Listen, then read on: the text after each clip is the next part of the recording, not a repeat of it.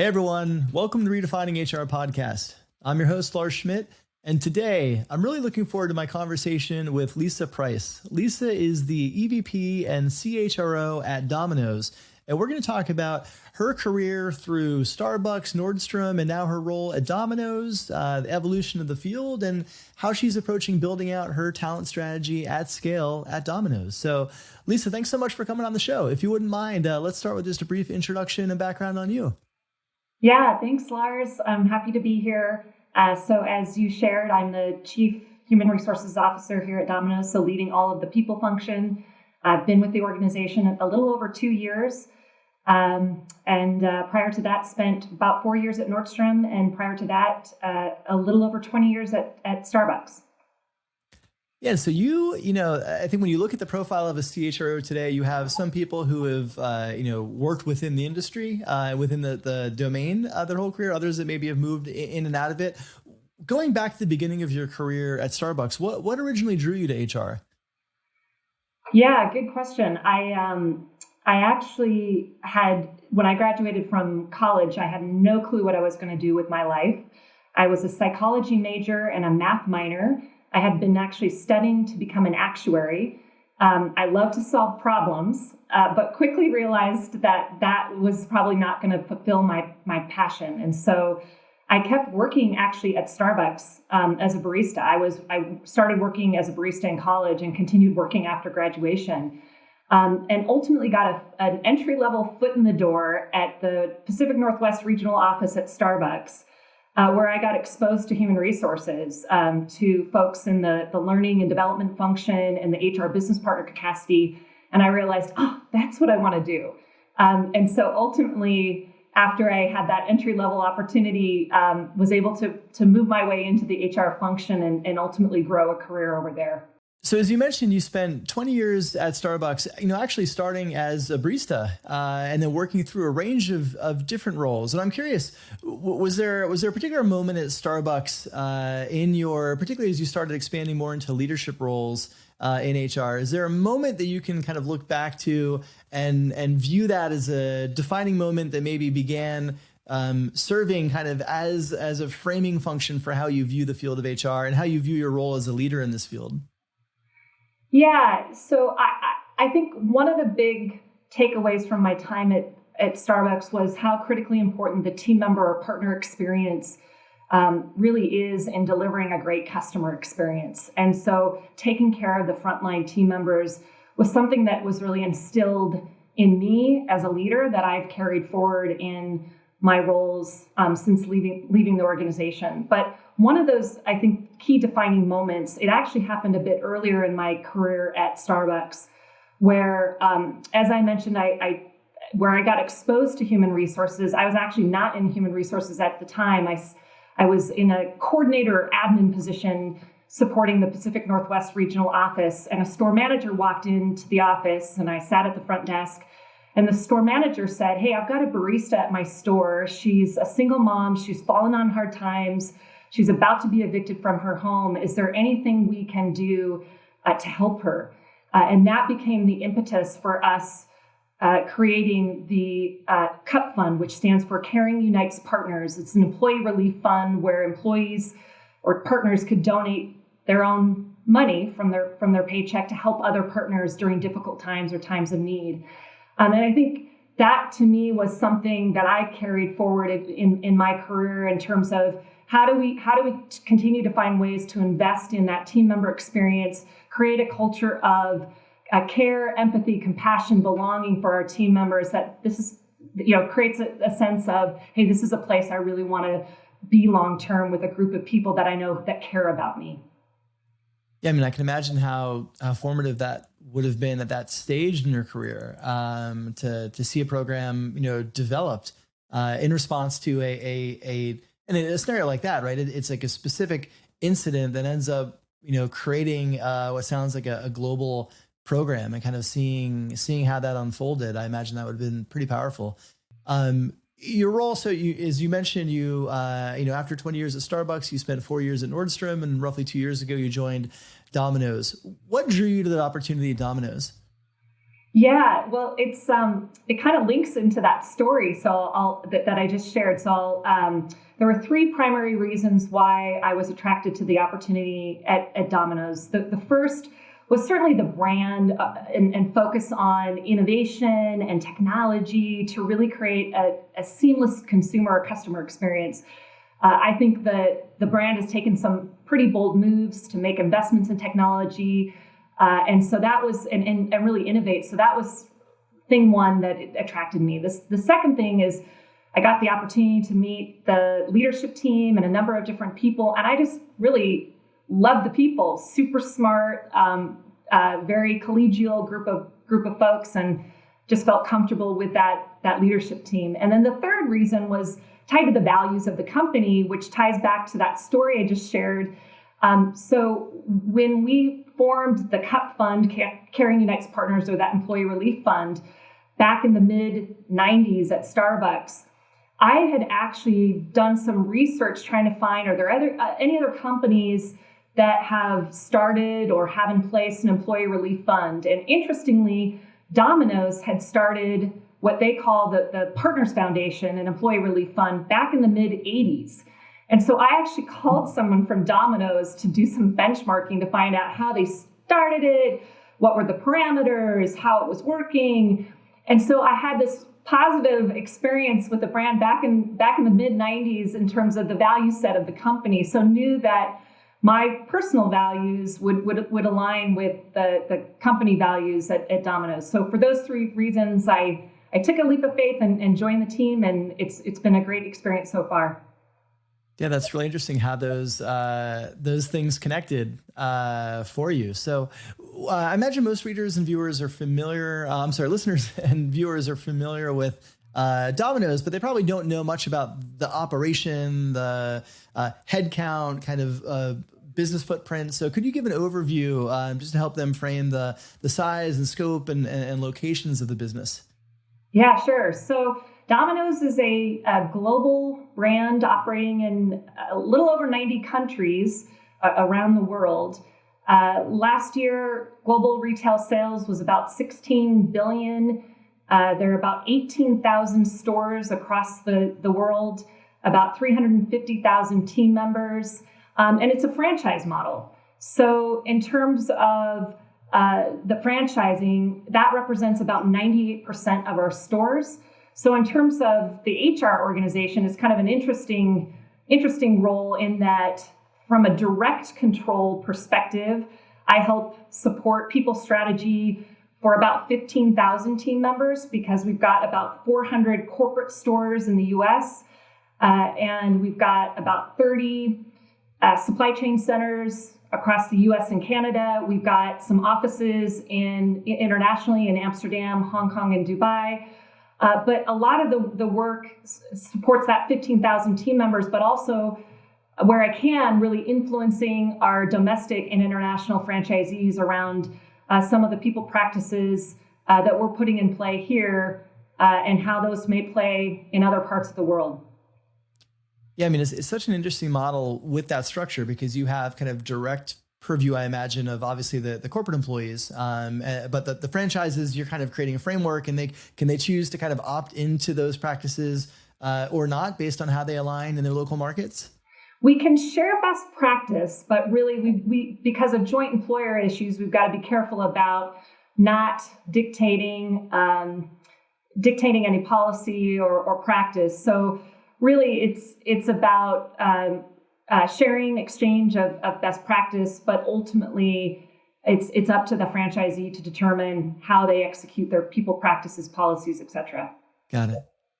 And so, you mentioned you've been there for 2 years. You kind of had an interesting onboarding experience where you joined, I think it was around August of 2019. You're a new people executive. You're coming in, you're building your rapport and your relationships with your executive peers and your team and your employees. You're probably just coming out of your kind of initial onboarding period with your roadmap of your people vision. And then things get turned upside down with the pandemic. And so what was that moment? Not so much a moment, but what was that experience like for you as you're probably just beginning to hit your stride on your people vision, and then you have to recalibrate it entirely to account for a global pandemic?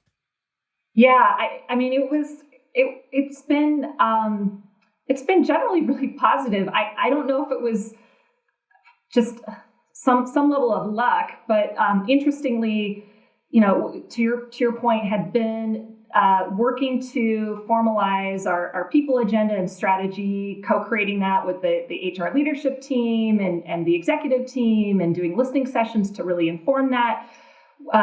The organization prior to me joining had also just done a culture and engagement survey. And there was some really rich data coming out of that survey that also served as a basis for some low-hanging fruit that I felt like we could take some immediate action against.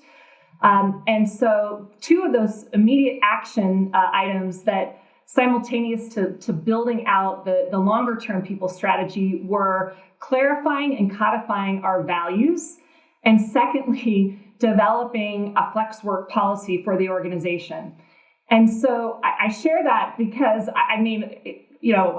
those were two really actually important levers that we were just in the throes of launching as the pandemic hit. And so the values was really interesting in that I shared earlier about the values and my attraction to the brand because of those values, but they were more implicit than explicit. And so as an organization, we spent some time during my first 6 months really getting clear around our purpose and values. And boy, did that really serve as a guidepost to inform our actions and our decisions as we moved throughout the pandemic. So having those clarified and in place as the pandemic hit was incredibly helpful.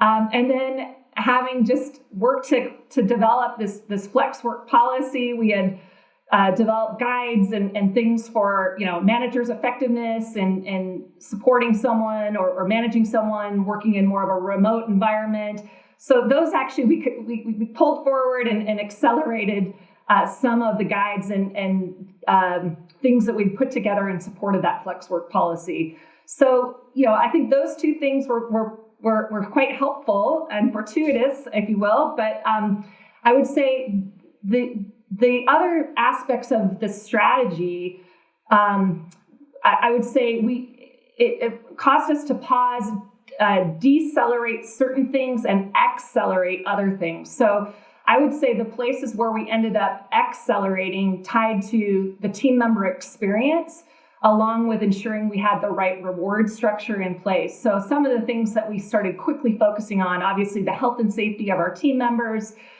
We implemented a sick pay policy for all of our part-time and full-time team members starting on day one of employment, which was really, really important. We made significant investments in frontline wages and thank you bonuses. So it really accelerated some efforts there. So those were some of the things that we were really focused on. And again, it became almost an accelerant for us making progress against some of the key things we had mapped out in our people strategy. Yeah, and I can imagine some of those investments around bonuses and wages were hugely helpful then and hugely helpful now, kind of in this time of the Great Resignation and the struggle a lot of organizations are having to find and hold on to talent. I'd love to go deeper a little bit with you on the flexibility structure and kind of how that was driven, because I think one of the biggest changes that we're seeing at a macro level is employees wanting more flexibility in their work, whether that is remote or hybrid or when they work or hours or there's a variety of ways to look at it. But that is not really a trend. That's a reality kind of what employers want or employees want, especially in this employee driven market. And I think from an HR perspective, supporting that can feel for some HR leaders a bit overwhelming, particularly who are, leaders who are accustomed to having more playbook oriented, HR strategies that have just been kind of held over for years. And, now we're in this place where we have to build things that are new and build things that are much more flexible in approach. And obviously in your environment, you're having to think about that at scale as well. So what are some of the kind of flexible programs that you've introduced? What does that look like? And I guess what advice would you have for your peers and contemporaries who are maybe grappling with, moving from very kind of centralized consistent programs and structures to trying to create more flexible programs for their employees?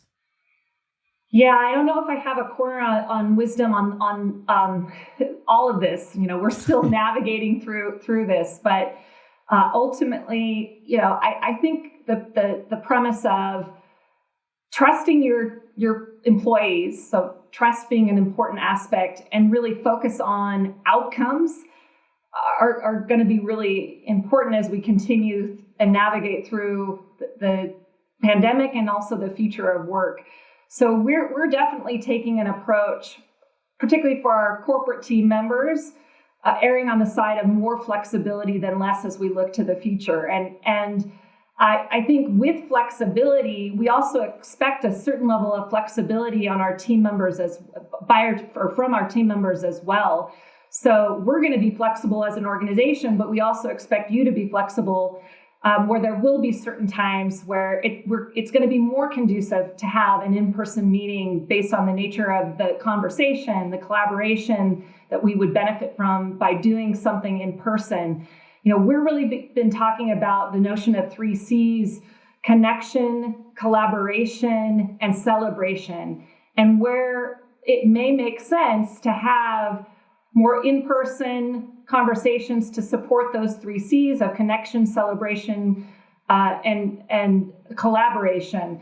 But I also have to think about it in the context of we've got our frontline store team members along with our supply chain team members, and how are we creating a level of flexibility in those opportunities as well, such that, I'm a working mom, I can only work certain shifts, and making sure we are creating a level of flexibility that we can meet the team members' needs where they're at. So I think depending upon the type of work and role, how do you apply flexibility to a certain degree across all of those roles?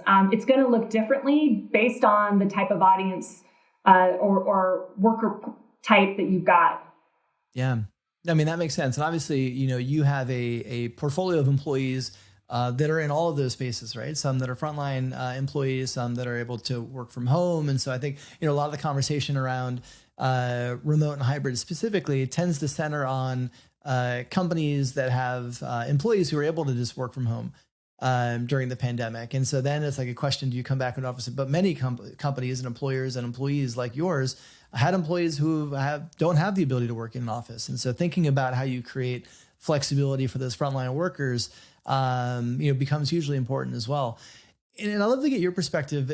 Obviously a lot of the conversation around what we've gone through over the last 18 months and its impact on HR has been pretty transformative. It's the shift to remote and hybrid, creating more flexible constructs from work, having different conversations around racial equity and social justice, different conversations around mental health and employee well-being.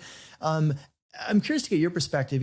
As a leader, how have as a people leader specifically, how have the last 18 months maybe reshaped how you view your role as a people leader? Yeah, I mean, I think it's what's really awesome, I think, about what has transpired over the last 18 months is we've all had to navigate a lot of things professionally, personally. This, forcing of all of us working from home on the corporate side, I think has provided a window into the lives of people in a very different way that we didn't actually have before, that has humanized leaders, have humanized our team members, where I think all of us are appreciating and developing more empathy, more compassion. And I think that's just so awesome and great. And so I think it's really helped to facilitate more openness to certain conversations that just weren't comfortable and may still be to a certain extent uncomfortable, but we're at least having them now around mental health, around race, underrepresented populations in the workforce not feeling included or that they belong. And so how do we break some of that down in a way, listen and learn and build bridges to support team members as we look to the future. So I think it's given HR a really awesome platform to continue those conversations and continue to make progress around some subjects that perhaps just weren't being talked about in the workplace before. Yeah. I think like when you look at the forcing function of all of the events we've just discussed and really kind of being a springboard to move HR into the future, it's an exciting time because we're kind of writing a playbook right now for a future that doesn't yet exist, that we're working towards. And I'm curious to get your perspective. I'd love to get this, guest perspective on this question.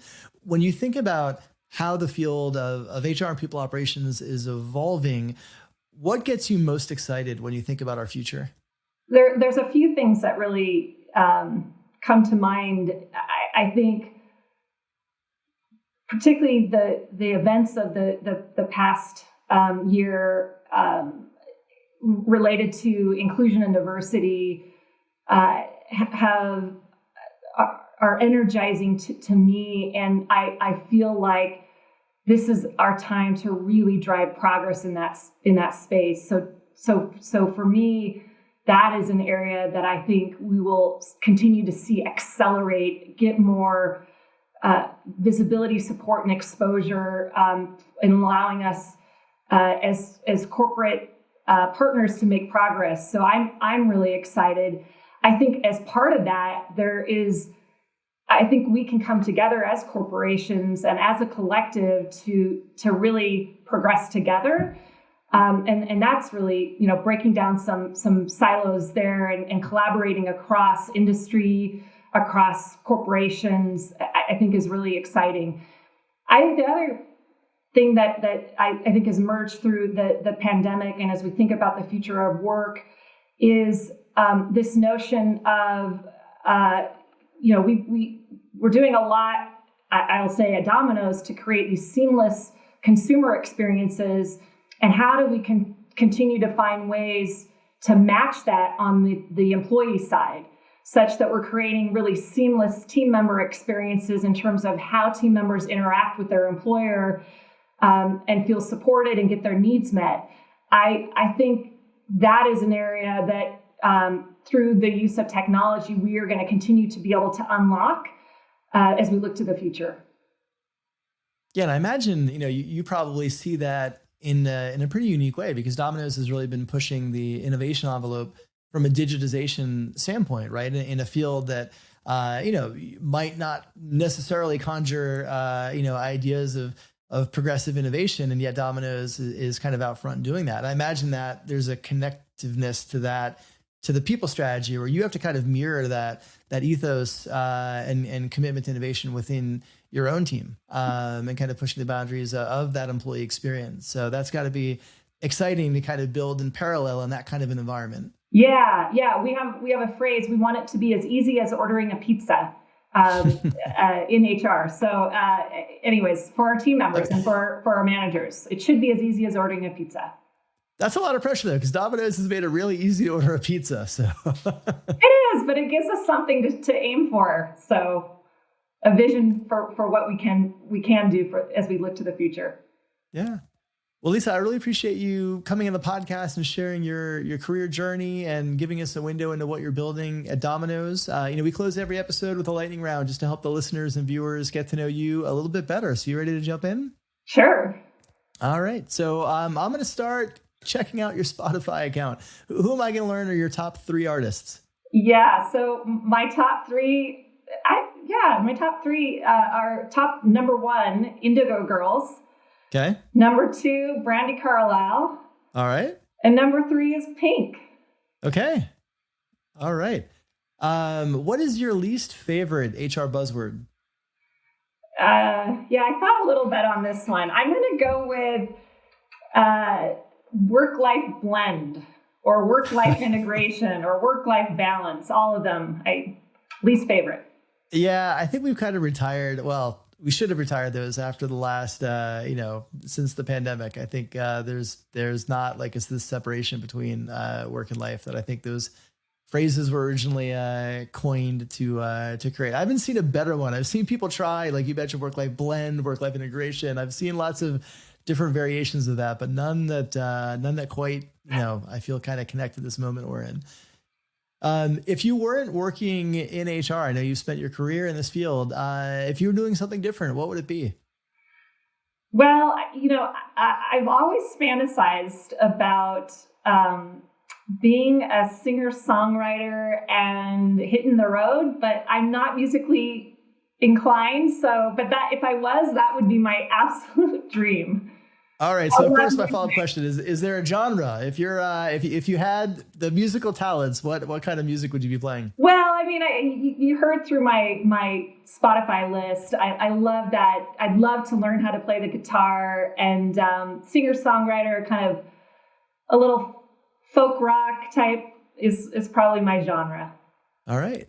Don't give up on that dream yet. That there may be a reinvention at some point in your future. I'll be looking for you on the road. And last question for you, Lisa. Who is one HR leader who you admire and why? Yeah, one that I really admire. Her name is Christine Deputy. She is the head of HR, Chief People Officer at Pinterest. She and I had the opportunity to work together at both Starbucks and Nordstrom. She was the former CHRO at Nordstrom, and she's just an amazing leader. She's super courageous.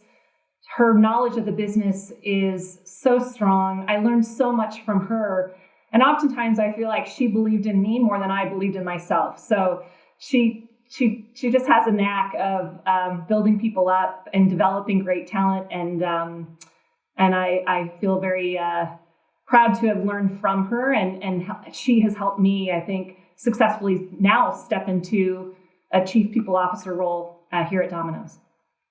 Yeah, well, that's great, and great to kind of see how the two of you work together over that time, and those mentor relationships are so important. So, Lisa, I really appreciate you taking the time to come on the show, sharing your story, sharing your experience, and helping us get to know you a little bit better. So, thanks so much for sharing your time with us. Thank you so much, Lars, for having me.